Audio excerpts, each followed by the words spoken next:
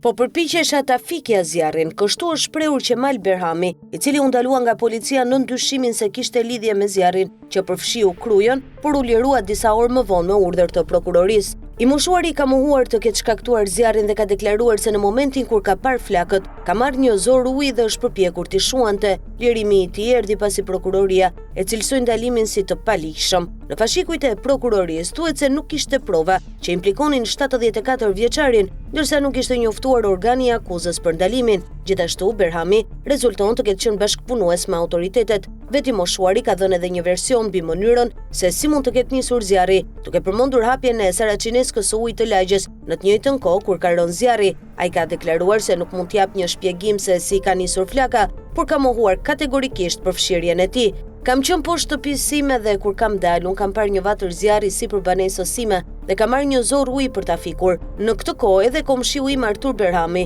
më ka thirrur duke më thënë: "Ç'është ai zjarr?" Unë i kam thënë: "Hajde se ka rënë zjarr." Ai nuk ka ardhur dhe unë jam përpjekur me mjete rrethanore për ta fikur. Plaka është përhapur me shpejtësi dhe ka qenë e pamundur që unë ta fikja. Unë me bashkëshorten time çdo ditë hapim ujin e pishëm të lagjes në mëngjes dhe e pasdite, 6 deri në orën 7, kurse e pasdite nga ora 16 deri në orën 18:30. Mua më bën përshtypje që në orën që ka rënë zjarri, u hap dhe saracineska e ujit tek depoja. Kjo tregon se një person tjetër ka shkuar tek depoja e ujit në kohën që ka rënë zjarri, pasi saracineska e ujit nuk mund të hapet vetë. Nuk di të jap shpjegime se si ka rënë zjarri. Unë vetë mundohem të jemi kujdesshëm, pasi edhe cigaren unë e fik me poshtym. Unë jam 74 vjeç dhe gjatë jetës sime nuk kam kryer herë tjetër vepër penale, jetoj vetëm me bashkëshorten time, Nurie Berhami, ndërsa fëmijët e mi kam jashtë shtetit. Tek ai vend kaloj vetëm unë dhe bashkëshortja ime, kurse poshtë shtëpisë sime ka rrugë ku kalojnë njerëz të lagjes. Mësohet të jetë shprehur Berhami në dëshminë e tij. Në momentin kur policia shkoi në zonë,